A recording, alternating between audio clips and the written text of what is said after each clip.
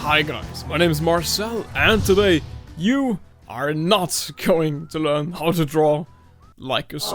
No need to worry, because instead I'm going to show you guys how I learned to draw. Quick disclaimer, this video is not going to be some boring ass video where I flip through old drawings and comment on them. No. In this video I'm going to explain you guys how I learned to draw, how I learned to color, how my manga series came into existence, and many more things. Because I already made a video about how you can learn to draw, but how I learned to draw? Yeah, I think I never really addressed that, huh? But before all that, I have something very important to address. Like I said, this is very important to me. If you don't care about this, that's fine, just skip the next 4 minutes or so. I even made video chapters available so you can skip this next part. Like I said, it's okay, I'm not taking it personally. The thing I wanted to address is that my art book is finally finished. It's being printed right now, in fact. It took me a whole year to get it done. I worked on this non-stop. There's blood, sweat and tears in this book, and I wanted to tell you guys what's in it. So, here I go. My art book contains illustrations with watercolor, with Copics, with colored pencils, digital art, sketches, artworks that you already know from my Instagram, artworks that I've never published before, step-by-step pictures, concept art how I designed my merch, food. Come on guys, who doesn't like food? Initially I wanted it to have 100 pages, meanwhile it's 150. This art book is filled to the brim with everything you could possibly imagine. And let's just say, if you're following a lot of artists online, there might be 1 or 2 artists out there that made artworks together with me just for this art book. They all turned out amazing. You can be very excited for these ones. My art book, Like a Sir, will be released December 6th, and you can pre-order it right now.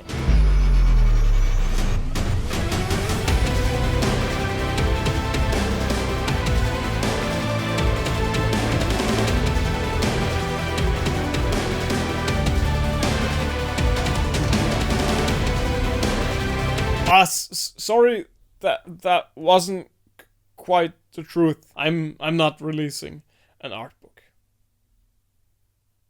I'm releasing 2. If you don't have enough money for the big art book or just want something more handy, there will be Like a Sketch. This small art book will only cost half as much, and it will contain tons of sketches and drafts for my big artwork. But that's not all, it's gonna contain pages from my personal sketchbook, some work in progress pictures, unfinished art that I have, and there's going to be a little tutorial part.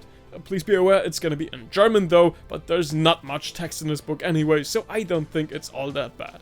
This art book is for people like me who always prefer sketches over finished artworks. Like a Sir and Like a Sketch will both be released December 6th, and you can pre-order them right now at DrawlikeaSir.com. All pre-orders get a gold engraved postcard that's, of course, going to be signed by me. Thank you for pre-ordering, thank you for watching, thank you for just supporting me in general. I don't think I've ever made or released something that I'm as proud of as these art books. These are pretty much the most personal things that I've ever published. Also, I got something for you to return the favor, because you all supported me like crazy over these last couple of months. I'm giving away 3 art books. A lot of you don't have the money to buy this art book. And also, worldwide shipping is crazy expensive. So, you can win 1 big art book. The only thing that you have to do in order to win is to tell me in the comments, how did you discover me? What was the first video you saw from my channel? Deadline is November 1st, and if you're not 18, you need permission from your parents to participate, of course. Also, did you just hear that? Yeah, the soundtrack that you heard in the back is available on Spotify, YouTube, iTunes, Amazon, and so on. You can check it out if you liked it. Well done. So enough advertisement for now. I'm going to show you how I learned to draw. And of course, we'll start with the earliest drawings I have, the ones from kindergarten. Let's go.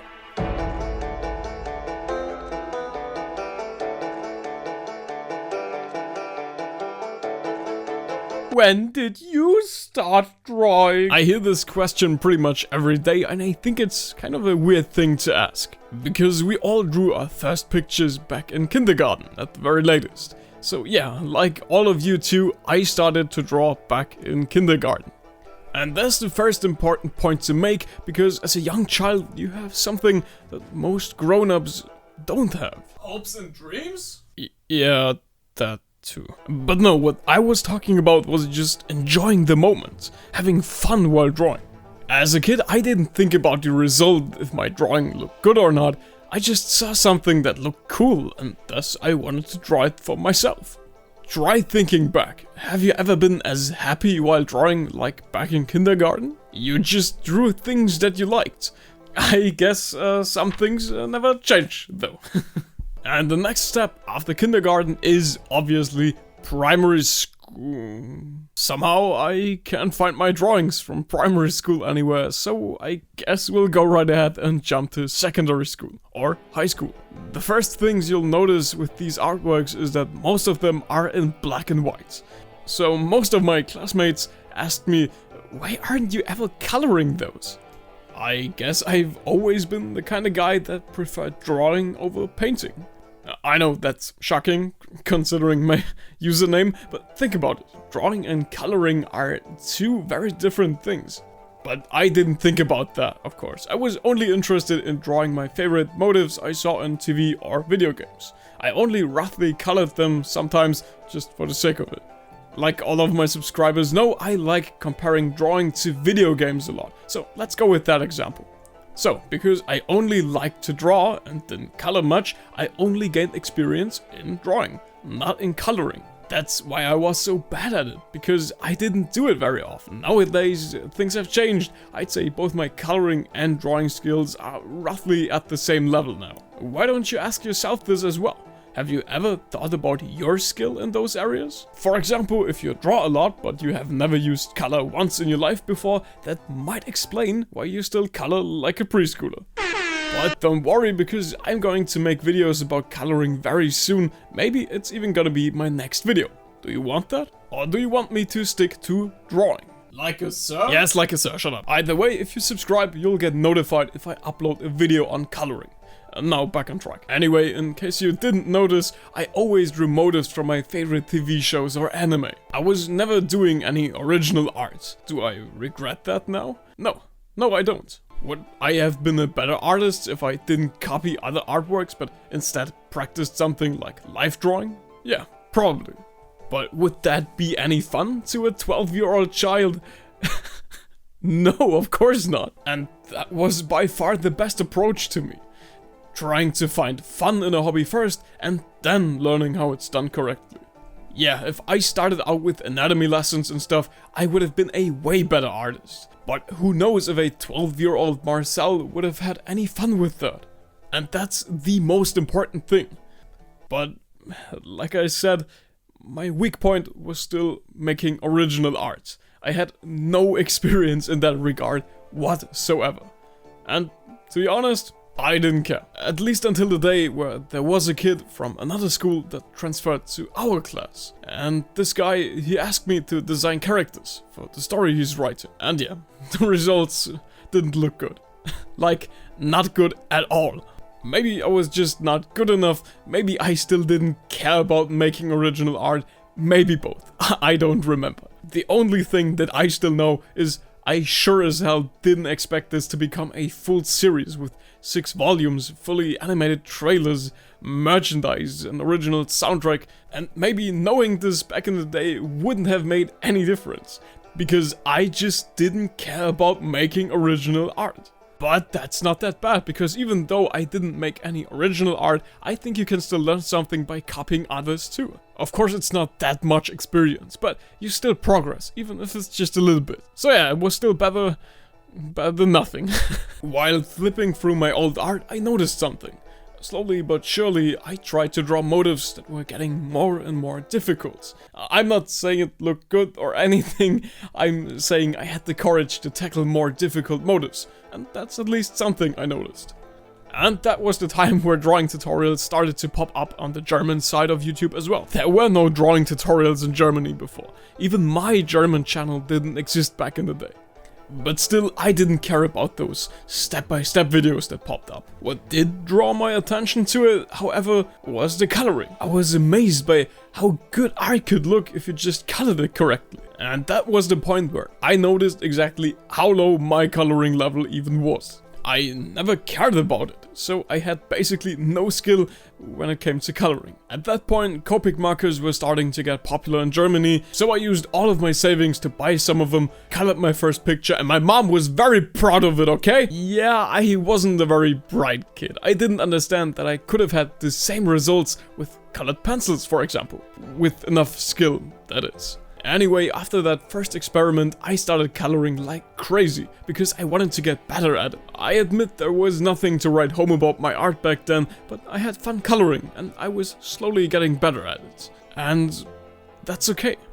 Because, after all, as you might remember, I still enjoyed drawing a lot more than coloring. Also, drawing was easier to me. I just saw things or styles that looked cool and tried to give it a shot as well. And because I had more fun drawing than coloring, I did it more often. And because I did it more often, I got better and better at it. I'ma be real, guys, while flipping through those drawings, I was kinda shocked that these artworks here are only about 1 or 1.5 years apart. At this time, I was on fire. I had so much fun drawing, it fueled me for months. A lot happened at that time. If you're curious, at that time I was a sophomore in high school, so I was in 10th grade. And I started my German YouTube channel at that time. Also, I finally started to take coloring more seriously. Since I always drew with references, I knew exactly how to use highlights or how to shape my artwork. So, I tried learning it that way. And besides that, I was slowly advancing with Copic markers because I used them so much. After some time, I finally learned how to paint smooth transitions, for example. And after some time, coloring became a lot more fun. I was having such a blast that I wanted to try all kinds of coloration. Simple 2D cel shading like you see in anime or comics, but also more elaborate coloration with gradients. And after some time, even still life art. So, there I was. Not only did I have experience in drawing, but also in coloring. I was very happy with my art, but then I started to realize something. I realized that you learn a lot more things than just drawing. Learning to draw means getting a hang of drawing proportions, perspective. You learn how to shade, how composition and dynamics and a lot of other things work. None of my skills were mind-blowing at the time, but I noticed how I suddenly improved with anatomy, how my shading got better, and so on. The biggest problem was most of my art was still drawn with a reference that I copied one by one. So I started to make fan art with characters that I liked, but I tried to think of my own motives. I wanted to finally be creative myself and try out different poses and different perspectives. And now I could finally make use of all those skills I collected. You know, the little knowledge I had about anatomy, perspective, and so on. I needed that knowledge because without those skills, I wouldn't have been able to start making my own art. And the best part is, you can transfer this knowledge into any medium. You know what? I'll just show you.